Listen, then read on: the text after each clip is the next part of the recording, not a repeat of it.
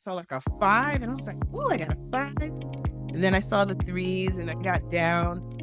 I was just glazed over and I was like, "Oh, I did it." Like in that moment, I was like, "Oh, I did it." And I screamed, I cried, FaceTime my sisters instantly. It was a feeling of relief. I felt like there were a 10-ton of bricks just lifted right off my shoulders. And I was like, I can go ahead and do what I need to do. Hey, everybody. Welcome back to Hanging Out with Successful Bar Exam Takers. And we have a great story today, a story of perseverance, story of accomplishment and success. Malkia, so glad to have you on the show. What's your good news? My good news, I finally passed the bar. Yay. How many times? Finally. Yeah. How many attempts did you have at it? 6. Uh, And I actually thought it was more. Like in the past, I was like, oh, I've taken this 8 times. But when I had to go back and look at it, I was like, oh, this was my 6th. Okay. Let's start to tell the story. Talk a little bit about law school and when you started out in the bar exam. You took the UBE, correct? Yes, I took the UBE beginning back in 2018. So I graduated from law school in 2018. I took the UBE in DC initially and pass it. I think I got like a 238 when I took it the first time. Then I took it again in DC. I got a better score, but not the score I needed. I think I took it 3 times in the district, unsuccessful. And then went to New Jersey after that. In DC, you can only take it 3 or 4 times. They don't allow you to go anymore after that. You have to go to a different jurisdiction. So I went to New Jersey, successful again, and then I did it in Maryland twice. And you were the only person that helped me get over that hump. 257 hump that I couldn't get over. Yeah, let me clarify for our audience. You need at least 260 to pass the exam, and you were coming close, 257, 258, but not over the hump. That had to be incredibly frustrating to you. It was very frustrating. It made me feel incompetent. That's the best way that I could say it because I was lucky enough to get a job. I was working for the whole time that I was taking it. So it's not that I can't do the work. It was just the test itself that just made me feel like maybe this is not for me. That was terribly frustrating. One of my ex-colleagues said soul crushing. And that was like a perfect description what it was like to keep doing that over and over again. Yeah. And I think along the way, you probably had moments when you thought, I'm just going to give up. I'm just going to quit and go do something else. Is that true? Yes, twice. The last 2 times, I was ready to give up. If it wasn't for you and Tracy, the last sitting, I probably wouldn't have kept going. She forced me to sign up for the boot camp, which was very helpful in the end. I thought about doing a different job. I thought about going into compliance because I know other people that had failed the bar in the past, and that was where they went, healthcare compliance, some sort of regulatory, administrative, along those lines. So that's where I thought I would end up because I didn't really have a lot of hope prior to signing up with your program. Yeah. And we did push you. And I think Tracy and I pushed you hard because we saw in you the potential. And we also recognize the incredible importance of diversity in the bar, of having different voices, different faces, different experiences, different lives in the bar exam. And I'll put in my shameless plug right now. I think it's more important today than it's ever been. And so there's a real sense of accomplishment for you, but I also know that you're the tip of the spear. You're what gives me hope for the future and to be able to do this. So I'll just say up front, I'm enormously proud of you, Malkia. You and I You. haven't really had a chance to talk since the results came out. And I want you to just hear that. And Tracy is as well. And all our team is. There was this point along the way in which you were just spinning your wheels, right? It just felt like you weren't making a lot of progress. It was discouraging. And I want to talk about what I'm going to call a come to Jackson meeting that you and I had. Do you remember that? The first meeting? Yeah, that I had with you, yeah. We talked about how in order to make a difference, you're going to have to do things differently. I think what separates you from so many people that were not successful is that you bought in. You just said, I'm going to do what you're telling me to do. And I want to just talk about some of the tools that you used because you really did go all in. One of the big tools, obviously, was that you got personal coaching, right? Absolutely. The personal coaching was a really big help both times. First time around, I did it with Tracy, and she really opened my eyes to writing and how it Yeah. doesn't have to be so involved. And it was awesome. And then the second time around with you, she had warned me that you were mean. I remember when she said that to me, and I was like, "Oh, I need all of." And I can remember sometimes coming off of the sessions with you and crying because I'm like, "I'm never get this is not gonna work." And one time feeling like, "Don't know what he wants me to do." But knowing that the tools, the personal coaching, I hadn't had that before, and it was a group. The group was small, maybe 8 people or so. Even at that time, I think I was still a little bit reserved and not really open to let my, what do you call it, flaws show, the things that I was having difficulty with. So I don't think that helped as much as it could have. But having the one on one with someone looking at an essay right after you do it and giving you the feedback bad was helpful.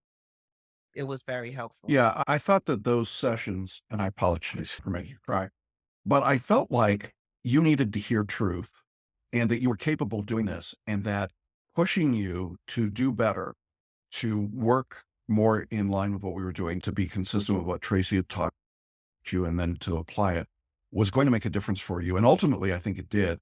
I could see the work that you were putting in and having that directed feedback that says, look, you got to make this change and you got to see it this way. I thought was really important for you. And it was also accountability, wasn't it? It was just that you knew you had to do the work and submit it, and we were going to talk about it. And I think that made a difference for you. It did. It did. No excuses. And I didn't want to show up to the meeting not having done anything. So I was like, I've got to Yeah. do this. I am doing it and working at the same time is not an easy thing at all. But the second time around, the job that I had, my boss, he is awesome and pretty much told me to study for the bar and not worry about what I had to do at work. So that was the extra layer of help. Boy, that's great. Now, another tool that you used was photo reading, correct? Oh, yes. Photo reading, I have to admit, I think I told you this before. The first time around, I started, I was like, this is dumb. I'm not, I don't have time to keep going through. And I didn't do it. I didn't follow through. And I just kept going. And then the second time around, I did it and I saw it working. I had these moments where I would write an essay. I was writing an essay. And at first, when you start the timer, I'm like, gosh, I don't think I remember it. But my fingers are typing and it's coming from somewhere. And I remember you saying that. And I was like, oh, crap, it's working. So the photo reading, I would encourage anybody to do it. I've already encouraged at least 2 or 3 people to take the course and to definitely do the photo reading. It's Y weird, but it it's works, right? it is very weird, and it's hard to articulate because I tried to articulate it to a couple of different people. It's just something that it just works. I don't know where Yeah. Paul Sheely got that Yeah. from, but Yeah, thank you, Paul. Absolutely. And being able to apply it both on the multi-state, right, where you're answering questions intuitively and in the essays makes a big difference. And your scores went up all the way around. And so that was when you're looking for just those few points, sometimes that's more frustrating than when you missed it by a lot. Because if I just did more of this same old thing, I would get there. And yet there was a ceiling. So we had to take all that apart and rebuild it. And you bought in the second time you were like, I'm going to do photo reading. I'm going to do the coaching, all of that. You came to the boot camp too, right? yep, yep. What was that experience like? The boot camp was good. I think it's what kind of helped me lock into the photo reading because Yeah. during the boot camp, you guys did a lot of practice, photo reading practice, and that helped. And I was like, okay, now I know what skitter means or those terms that were being used. I didn't take the time in the beginning to learn them, but the boot camp helped with that, and I just continued. It also helped with the mindfulness piece. The mind mapping? Or you mean Yeah. mind mapping or The mindfulness? Probably the both. mind yeah, the both. But mindfulness definitely helped because none of the other programs that I've ever taken have a module that talks about mindfulness or how difficult it is with life, and life is always going to be there while you're studying for the bar. So that was very helpful too. Yeah, absolutely. Tracy is remarkable at that stuff. Very, very good at that. Mind maps, I want to talk about for a minute because that was the note taking system, and you started to adopt that and use some of the mind maps, I think, if I remember correctly. I didn't buy the bar maps, but I did Okay. use any of the mind maps that were in the modules that were came Okay. with. I did use those and create my own. And did those help? Those were really helpful. Even the first time around when I wasn't so successful, I wrote them, like I drew them myself. And I remember feeling, oh, I can remember to go in my brain after looking at my mind map. So it was helpful. Once I started doing it on the computer with MindMeister, it was even better. Yeah. I like my master because I can read what I've written. But yes, that's a good thing. Yeah. And I could see as we were having our conferences that you were growing in confidence and understanding the material and understanding it at a deeper level and not just rote memorization. But there's still that moment when you're going back in to take the exam for the X number of time when doubt starts to creep in and it starts to feel like, oh my gosh, here we go again. How did you deal with that? A prayer, and there was a lot of I have a way of talking. I get in my own way. So I will talk myself into doing something or not doing something. And one of the things that I learned from Tracy was your super ego. And Yeah. so a lot of times when I felt like, oh, I can't do this, or I'm not going to do this, or feeling like it was the same thing again, I just stopped myself in that moment and said, no, this is different. It's going Yeah. to be different. I really just had to talk to myself out of Yeah. the And way through it. we teach a lot about the superego because it's this voice in our heads. It's a parasite, we think, that just tells us we're not good enough. Malkia, you've got a superego and it says you can't do X or you've done this. And it's a bully, basically. And when you give it these opportunities, you've taken the exam, which you should be proud of the fact that you're smart enough and good enough and dedicated enough. The superego takes that and says, well, that just means you're a 6-time loser or whatever. And it's really hard to overcome that unless you acknowledge it Yes. and really see it for what it is.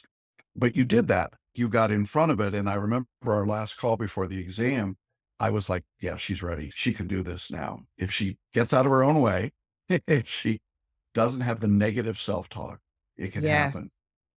And meeting, that last meeting after we got off, I just sat there. I don't think doubt ever goes away. But I think you just can't allow it to overcome you or make you not get to that point. Because even right before the test, I was like, here we go again. About to do this again. But Yeah. I knew there was a part of me though that knew that this was my last time. There was a feeling that I had when we were going through the courses where something clicked. I It don't know did. what it was, I don't know when it was, but it felt different to me, and that's where the confidence came from. I was like, "This feels different. I feel like this is gonna be it, and I'm gonna pass," and I didn't wanna speak it, but I felt it. I Yeah, told you you you were going to did. pass. You I saw what happened. There was this steep learning curve. You had worked really hard with Tracy. You'd been to boot camp. And then I agree, there was a point at which it just seemed to click in for you and make sense. And then you just got progressively stronger. To me, it felt like as long as you stayed on that path, you were going to be successful. So in our last call, I said, you are going to pass. And you looked at me like some of the bovine stare. But I also knew how much emotionally you had riding on this. So I guess I want to ask when results came out, What was that moment like for you? I didn't check until Sunday. So the results came out Friday, and my niece Yeah. was here, and I was like, "I don't wanna check it while she's here." And in that moment, I looked like I opened it and I looked at it. I had checked it so many times, I'm like, My soul can get crushed if it's gonna get crushed." But I didn't even notice the score. I went straight to my eyes focused on my essay scores because I was so worried about that. One of the things I didn't tell you is that the computer stopped working when I took the bar this last time. Mm. It would not highlight, it wouldn't let me type. I had to get the guy to come. And so while he's trying to fix my computer, I'm reading the essay and trying to think of what I'm going. He gets it fixed. I go and I'm typing.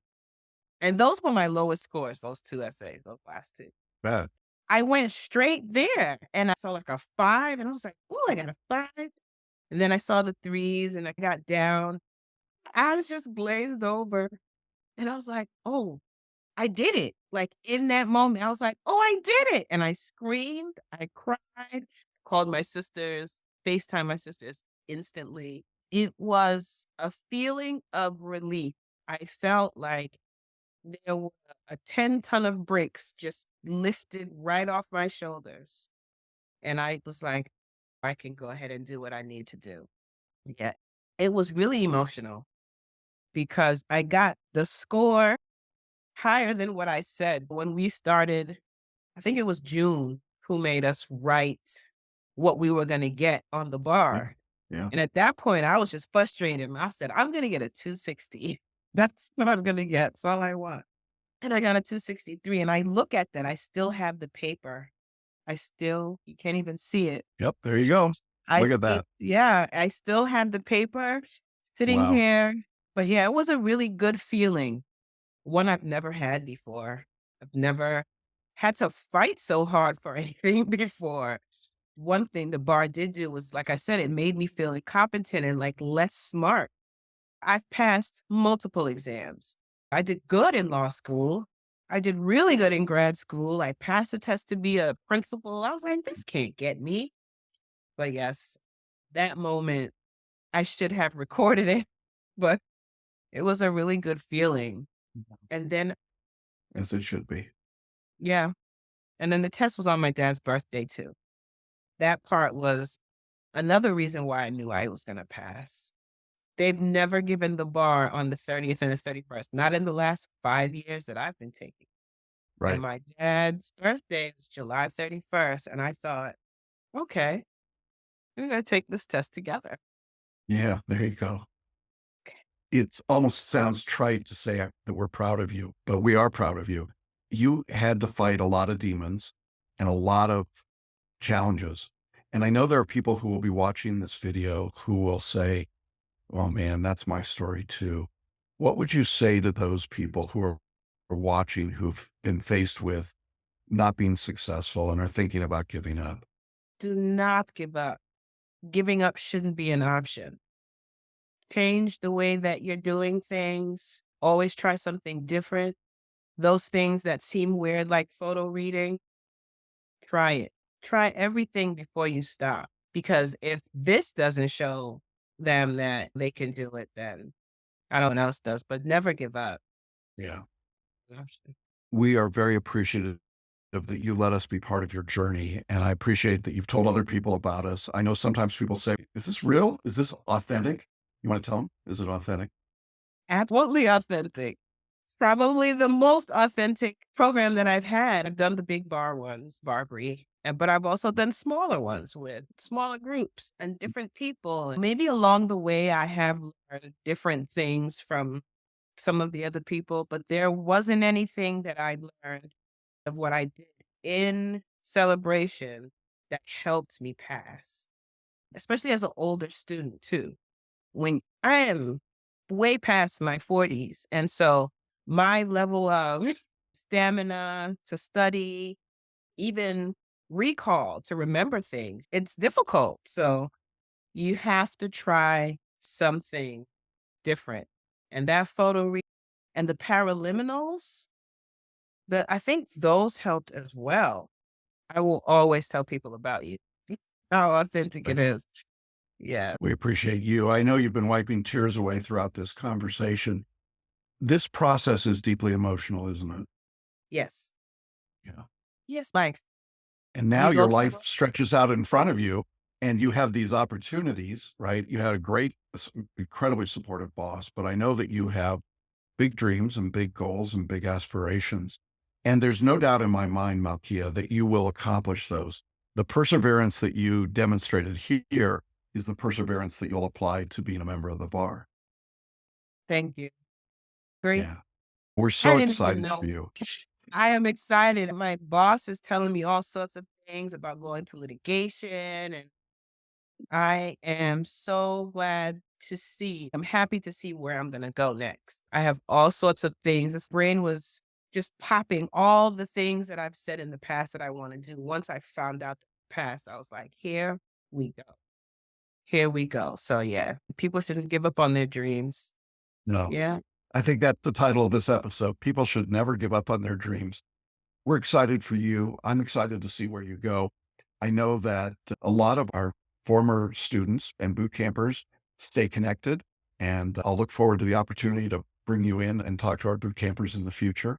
Thank you so much for being a part of our community and giving of yourself and being vulnerable and really putting yourself out there and showing people that when you go all in, you can make a difference, right? On the points you exceeded what you were hoping for. And so now the future's bright and I'm really excited for you. So thanks so much for sharing this story. I can guarantee you there are people who are watching right now, Malkia, who are going, oh, I can do this. I can do this. And that makes all the difference, doesn't it? It does. Keep up. Just keep trying. No, don't give up. And when they sign up with you, they're gonna pass anyway. Thank you so much. It's been great talking to you. And please, we hope you'll stay in touch and look forward to the great things that I know you're going to accomplish. And to our audience, I hope you're as inspired by this conversation as I have been. And we'll look forward to sharing more great news with you as we talk to other students. So thanks, everybody. And with that, we'll say bye bye. Bye, Jackson. Thank you.